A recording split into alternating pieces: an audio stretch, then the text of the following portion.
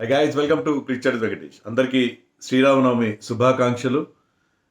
ఈ పండుగ రోజున, ఈ సండే రోజున ఒకే ఒక్క మ్యాచ్ ఉంది. That is SRH versus Gujarat Titans. Hyderabad Uppal స్టేడియంలోనే మ్యాచ్. ఈ మ్యాచ్లో ఇద్దరు క్లోజ్ ఫ్రెండ్స్, క్లోజ్ బడ్డీస్ ఉన్నారు.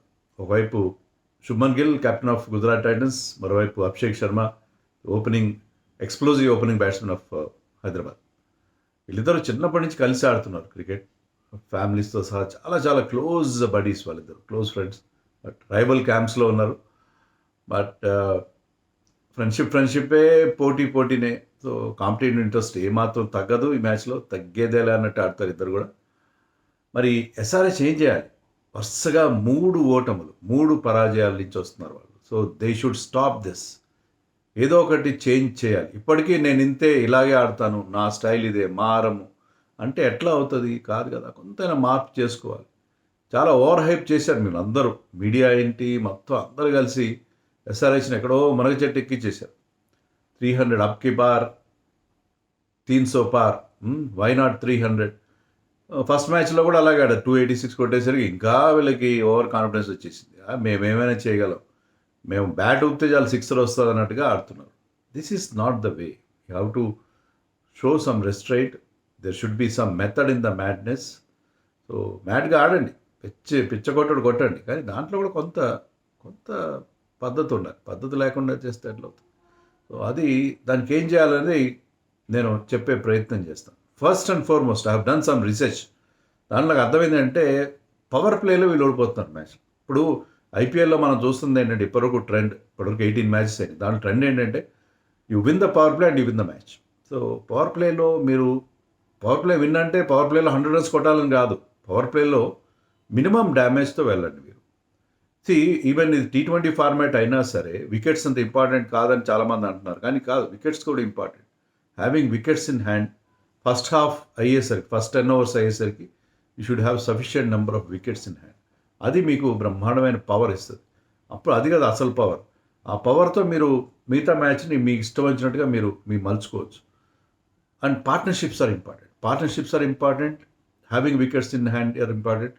అండ్ ఈ 2 ఆస్పెక్ట్స్లో Sunrisers are found wanting. వాళ్ళకి 2 కుదరట్లేదు, 2 కుదరట్లేదు.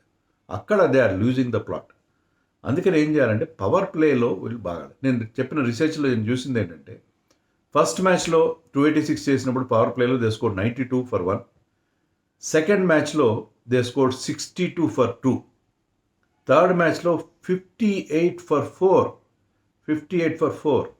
ఫోర్త్ మ్యాచ్లో 33 for 3. అంటే మొదటి 6 ఓవర్లలో నేను చెప్పిన స్కోర్ చూడండి, అది గ్రాడ్యువల్ డిక్లైన్ చూడండి, పడిపోతూ వస్తుంది graph.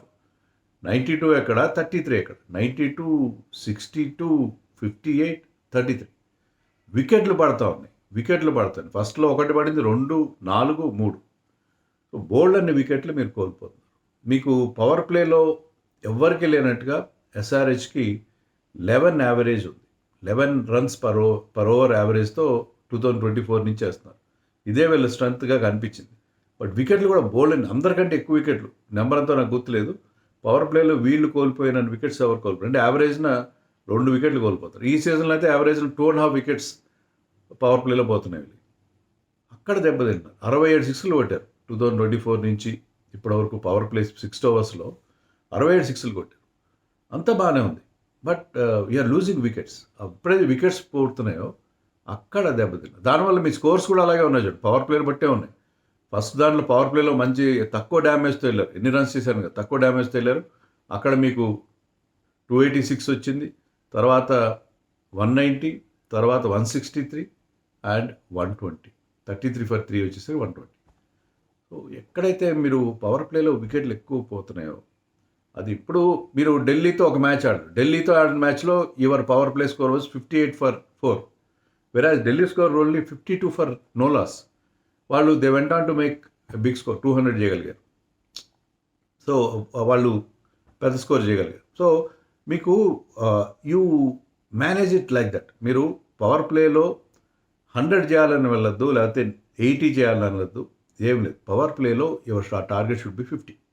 But minimum damage, 1 wicket పోయినా పర్లేదు, 1 వికెట్ లేకపోతే మ్యాక్సిమం 2 వికెట్స్, అంతకంటే 2 వికెట్స్ కూడా వద్దు.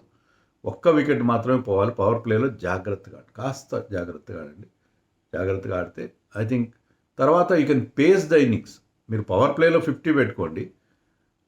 10 ఓవర్స్ హాఫ్ వే మార్క్ అక్కడ 80 టార్గెట్ పెట్టుకోండి. అంతేగాని వై నాట్ 300 300 పార్ అన్నీ పెట్టుకుంటే మీరు పవర్ ప్లేలో 100 చేయాలనుకుంటే అదే మీకు that is becoming your undoing.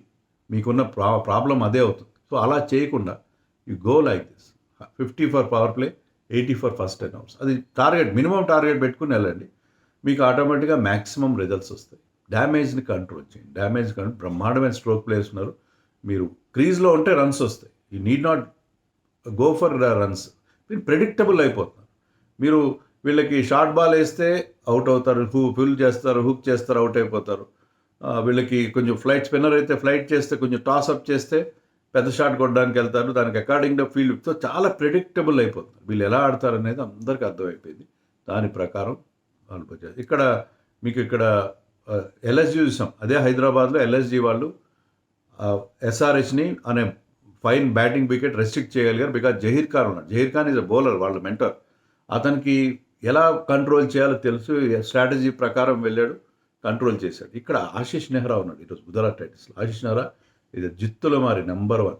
So అలాంటి వాడు ఖచ్చితంగా ఒక ప్లాన్తో వెళ్తాడు. ఆ ప్లాన్ని మీరు అంటే మీరు ఇలాగే మీకు టెంప్ట్ చేసి వికెట్లు తీసే పరిస్థితిలో ఉంటారు. వికెట్ తీస్తే చాలు. Taking wickets is like gold in this format. So అలాంటప్పుడు మీరు ఆగిపోద్దు. అందులో అక్కడ సిరాజ్ ఉన్నాడు. సిరాజ్ ఇన్ గ్రేట్ ఫామ్, మంచి కసి మీద ఉన్నాడు. And is a local boy. మీ బౌలర్ల కంటే ఉప్పల్ స్టేడియం కండిషన్స్ సిరాజ్కి కొట్టిన పిండి.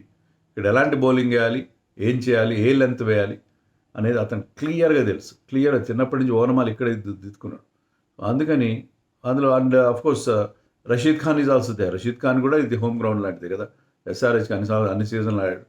సో వాళ్ళకి అక్కడ చాలా ఫెమిలియారిటీ ఉంది మీకంటే కూడా. అందుకని వాళ్ళ బౌలింగ్ అటాక్ చాలా బాగుంది. So be cool. మీరు మామూలుగా ఆడితే కూడా మీకు 200 వస్తుంది. 200 టార్గెట్ పెట్టుకోండి. అదే 300 పెట్టుకోండి. 200 టార్గెట్ పెట్టుకుంటే యూ విల్ గెట్ 220, 230 ఖచ్చితంగా వచ్చేస్తుంది. అంతే తప్ప ఈ ఓవర్ అగ్రెషన్, అల్ట్రా అగ్రెషన్ అనేది ప్రతిసారి పనికిరాదు. That is number 1. నెంబర్ 2 ఏంటంటే have faith in spinners. Pat Cummins spinners మీద ఫెయిత్ లేనే లేదు, అస్సలు లేదు. మీ టీంకి unfortunately coach is a spinner, Daniel Vettori. But స్పిన్నర్స్కి మీరు ఇంపార్టెన్స్ ఇవ్వరు. లాస్ట్ మ్యాచ్లో జిషాన్ అన్సారీ అంత మంచి టైట్ బౌలింగ్ చేస్తున్నాడు, అతను 3 ఓవర్లో ఇచ్చారు. కమిందు మెండిస్ అతని variety. Ambit extra సవిసాచి right hand చేస్తాడు, లెఫ్ట్ హ్యాండ్ చేస్తాడు. ఆ వెరైటీ ఉంది, ఆ సర్ప్రైజ్ ఫ్యాక్టర్ ఉంది. అతను 1 ఓవర్ ఇచ్చారు, 4 runs 1 వికెట్. అన్సారీ 1 వికెట్ తీశాడు. బట్ 13 ఓవర్స్ తర్వాత స్పిన్నర్స్ జాడలేదు. ఇలా అయితే అట్లా మీరు you have faith in your స్పిన్నర్స్కి ఓవర్స్ ఎక్కువ ఇవ్వండి. తర్వాత ఈ ఎక్స్ట్రా పేస్ అనేది అన్నిసార్లు పనికిరాదు. ముఖ్యంగా ఉప్పల్ స్టేడియంలో ఎక్స్ట్రా పేస్ని ఉపయోగించుకుంటారు. టచ్ చేస్తే వెళ్ళిపోతుంది బాల్. ఆ పేస్ను వాడుకుంటారు. You should need somebody who can bowl cutters, who has got experience. So ఉనాట్ కట్ని తీసుకురండి, సిమర్జిత్ని పక్కన పెట్టండి. కమిందు మెండిస్ ఉండాలి టీంలో. అతను కాస్త టెంపర్ చేస్తాడు, ఈ అగ్రెషన్ టెంపర్ చేస్తాడు. అతను స్ట్రైక్ రేట్ బాగున్నా బాగలేకపోయినా అతను ఏంటంటే అతను ఒక ఎండ్లో ఉంటాడు, ఒక ఎండ్లో అతను నిలబడతాడు. See the kind of innings that KL Rahul played in yesterday's match. KL Rahul ఆడిన ఇన్నింగ్స్ ఎంత బాగా పేస్ చేసుకున్నాడు. అతను కూడా కొన్ని రివర్స్ ఫ్లిక్స్ అవి ఆడాడు, కానీ according to the merit of the ball ఆడాడు, సిచ్యుయేషన్ బట్టి. అంతేగాని ముందుగానే మైండ్లో డిసైడ్ అయిపోయి బ్లైండ్గా వెళ్ళిపోవడం కాదు. సో అది that has to be controlled by SRH గురించి మనం మాట్లాడాలి. సో అది మార్పు చేయాలి SRH. Pitch full of runs ఉంటుంది, డెఫినెట్గా ఫుల్ ఆఫ్ రన్స్ ఉంటుంది. So you have to be very very careful. Toss గెలిస్తే you try to bowl first. Change చేయడమే బెస్ట్ అని అనుకుంటున్నాను నేను. డ్యూ ఫ్యాక్ట్ ఉంటుందా లేదని వేరే విషయం. గుజరాత్ టైటన్స్లో మరి రబాడా ఇప్పుడు కూడా అవైలబుల్ లేడు కాబట్టి ఐ థింక్ గ్లెన్ ఫిలిప్స్కి ఏమైనా ఛాన్స్ ఇస్తారేమో చూడాలి. గ్లెన్ ఫిలిప్స్ వస్తే బాగుంటుంది వాళ్ళకి బ్యాటింగ్లో. ఏంటంటే ఎస్ఆర్హెచ్ చేయాల్సింది, బౌలర్స్ కూడా చేయాల్సింది ఏంటంటే they should try to get rid of those top 3. Top 3లో మీకు గిల్ అండ్ అదర్స్, గిల్ కానీ Sai Sudharsan and Buttler and great form. Gill కూడా మంచి స్టార్ట్ అందిస్తున్నాడు, వేస్ట్ చేయట్లేదు. సో వీళ్ళు ముగ్గురు తర్వాత వాళ్ళకి అంత డొల్లతనం ఉంది. Sherfane Rutherford is okay, but not Shahrukh Khan, not Rahul Tewatia. వాళ్ళకి బౌలర్స్కి ఎక్కువ ఇంపార్టెన్స్ ఇస్తున్నారు, బ్యాటింగ్లో డెప్త్ లేదు. Rashid Khan can bat, but Rashid Khan is going through a horror. అతను బ్యాటింగ్‌లో, బౌలింగ్‌లో కూడా గతంలో ఉన్న రషీద్ ఖాన్ కాదు. సో, ఐ థింక్ టాప్ 3ని కనుక తొందరగా ఔట్ చేస్తే వీళ్ళ పర్పస్ సర్వ్ అవుతది. అంతా గుజరాత్ అంతా ఎస్ఆర్‌హెచ్ టైప్ నుంచి చెప్పారంటే ఎస్ఆర్‌హెచ్ యువర్ హోమ్ టీమ్ అలాగే చెప్తాం. అండ్ గుజరాత్ 2 విన్స్ తర్వాత వస్తున్నారు. ఫస్ట్ మ్యాచ్ ఓడిపోయినా they are looking very good. But only thing ఏంటంటే వాళ్ళకి బట్లర్, సాయి సుదర్శన్ ఫామ్ మీద డిపెండ్ అవుతున్నారు. బౌలింగ్ చాలా బాగుంది వాళ్ళకి. బౌలింగ్ బ్రహ్మాండంగా ఉంది. ఇషాంత్ శర్మ ఎక్స్పీరియన్స్ ఉంది. Prasidh Krishna is bowling well. Sai Kishore is bowling brilliantly. So వాళ్ళ బౌలింగ్ అటాక్ చాలా బాగుంది. So it is SRH batting versus there bowling. So SRH ఇదే చేయాల్సిన పని ఇదే. SRH has to be very very careful. కొంచెం కేర్ఫుల్గా కొంచెం మీ స్టైల్ మార్చుకోండి. మీ ఇలాగా ఆడతా ఉంటే 3 మ్యాచ్ల్లో ఫెయిల్ అయిన తర్వాతైనా కోచ్ కూడా చెప్పాడు మా స్టైల్ మారదు ఇలాగా ఉంటుంది అన్నట్టుగా చెప్పాడు.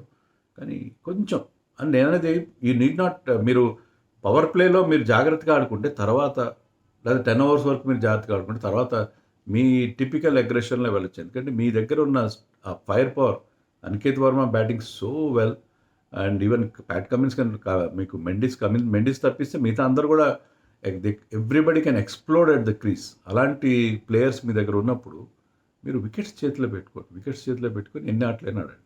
ఏమంటారు?